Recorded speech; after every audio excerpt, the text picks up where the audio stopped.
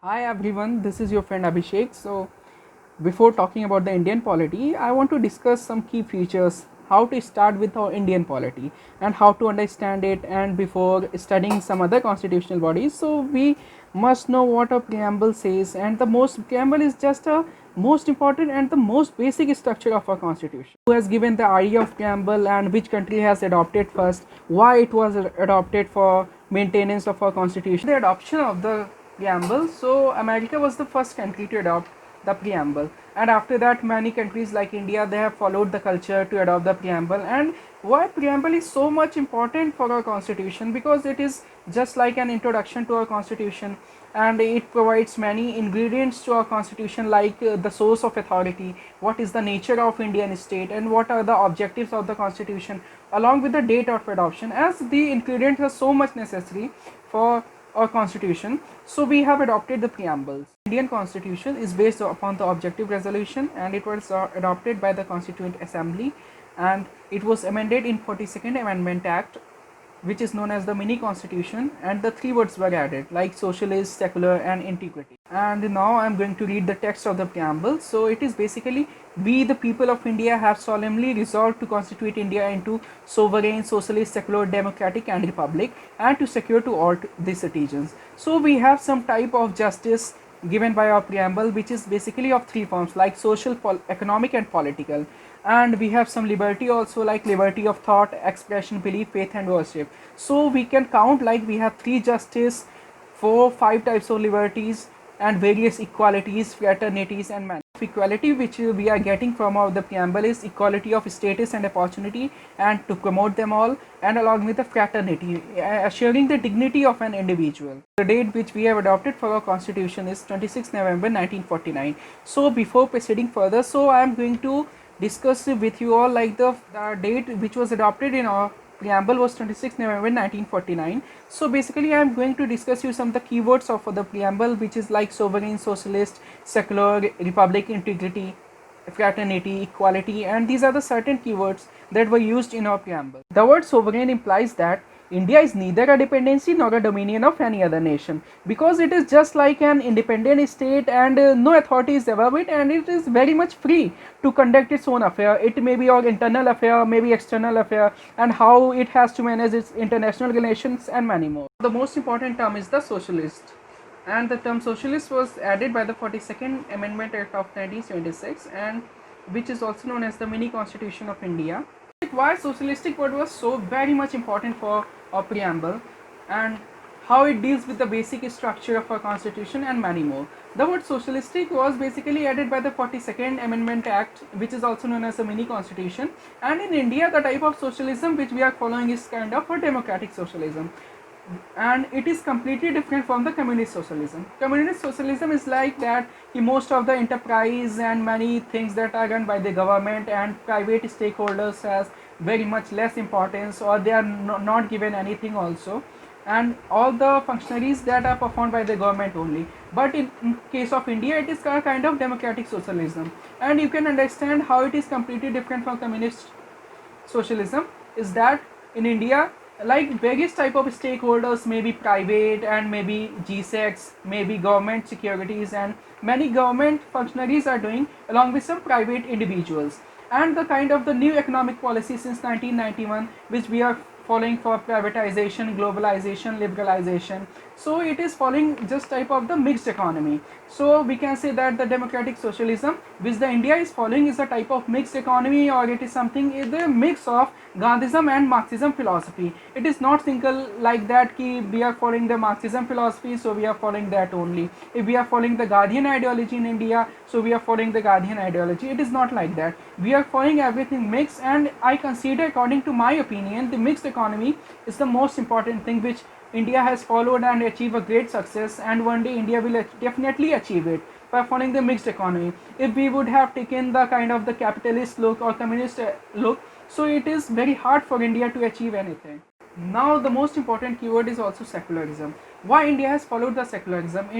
For India there is no preference for any religion. So India is following a secularism policy, and it too added the word secular in the 42nd Amendment Act of 1976. The most important question that comes in our mind is like, why India has adopted the word secularism. Secularism is the most important feature of our constitution, and in some verdict recently, in some verdict in 1974, we saw that Supreme Court has given a verdict that India has nowhere used the term secularism in the constitution, but basically it is in the preamble. From Article 25 to 28, it is the right to religion, which is a fundamental right. So it guarantees each and every citizen of India to follow the religion you want, and there is no authority above it that can deny you to follow from any religion.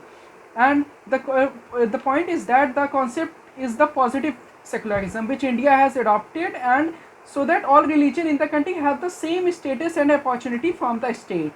And the word secular state was explicitly not mentioned in the constitution, but it guarantees the right to us through various type of rights, which is fundamental rights. Now, and the fourth feature which we are going to discuss is the democracy. And a democratic polity is stipulated in the preamble is based on the doctrine of popular sovereignty. So basically we know that the democracy are of two types. It may be a direct democracy, it may be indirect democracy. Direct democracy is followed in countries like Switzerland and all these, and there are four devices of direct democracy. It may be referendum, initiative, recall and plebiscite.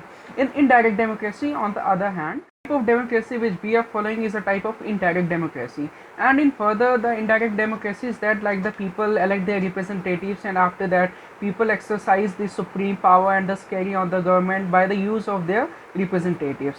And this type of democracy, which is basically divided into the two type of democracy, it may be a presidential democracy, a parliamentary democracy. So the Indian constitution provides for representative of parliamentary democracy, under which the executive is very much responsible to the legislature for all the policies, universal adult franchise, periodic elections, rule of law and many more. So the term democratic is used in the preamble in the broader sense, embracing not only the political democracy but also the social and economic democracy.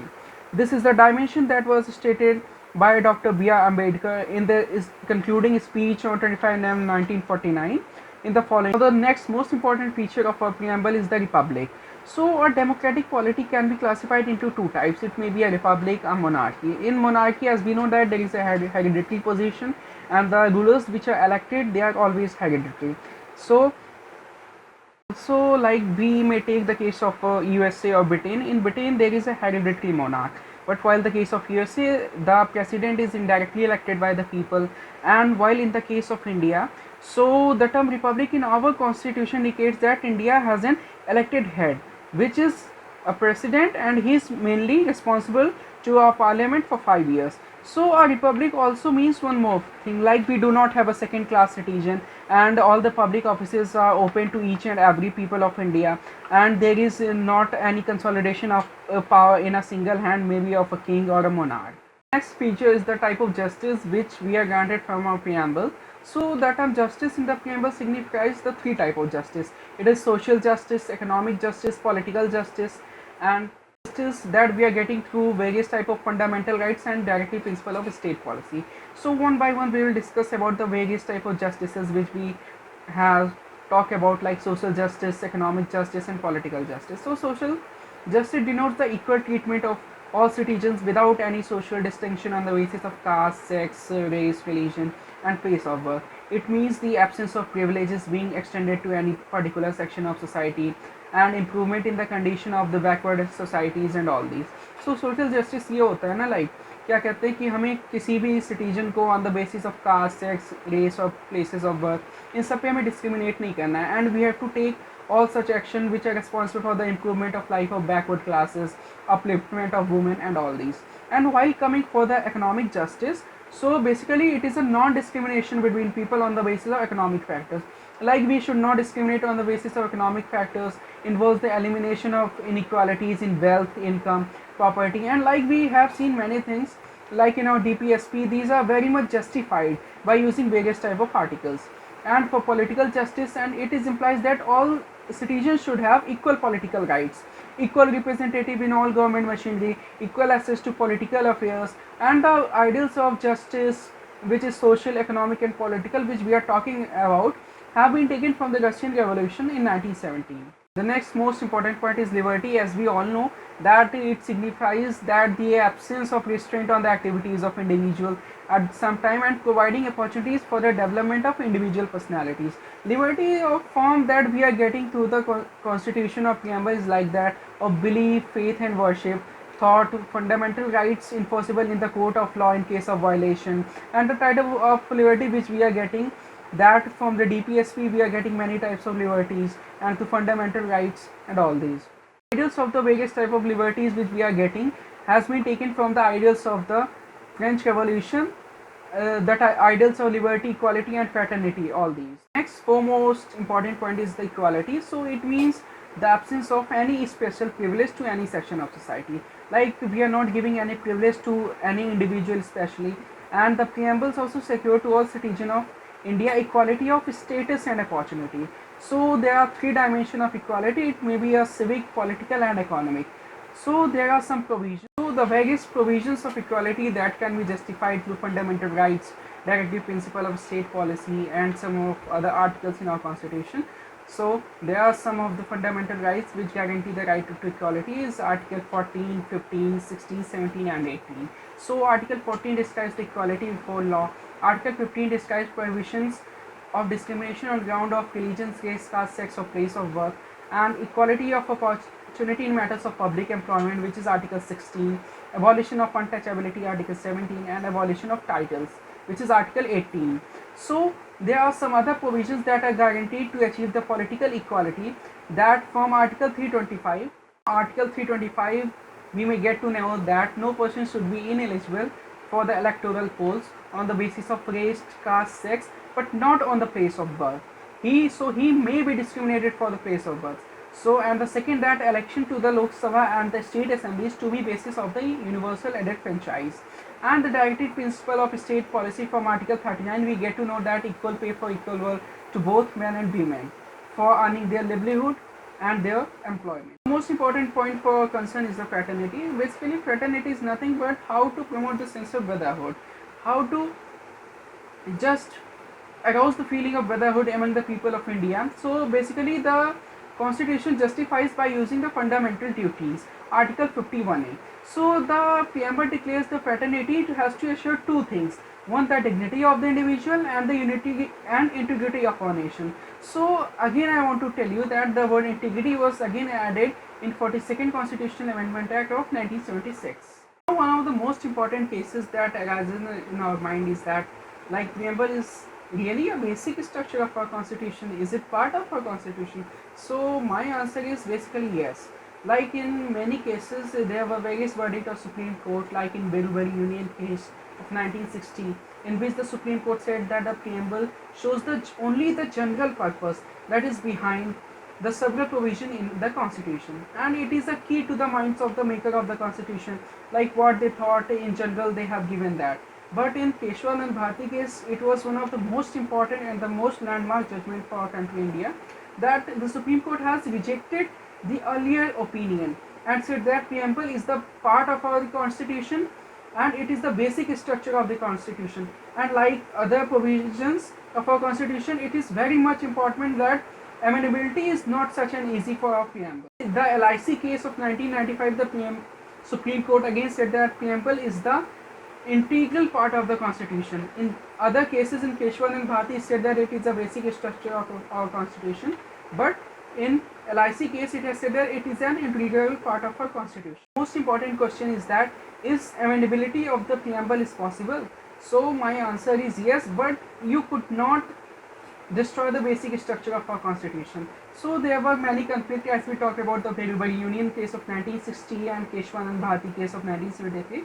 So in the conflict was arising between the two. In Peshwanand Bharti case, like the Supreme Court has said before, you could not amend the constitution. आप इस constitution को amend नहीं कर सकते, and but after when the petitioner has said that we can amend the constitution according to Article 368, but without destroying its basic structure. So now after that, in Peshwanand Bharti case of 1973, the Supreme Court had accepted the petition that was filed by the petitioners, and it has ordered that you could not destroy the basic structure until and unless and then you can amend the constitution. So this was all about my preamble, and for example in the next coming video I will be discussing you about some the theory of Marxism and versus the Gandhism.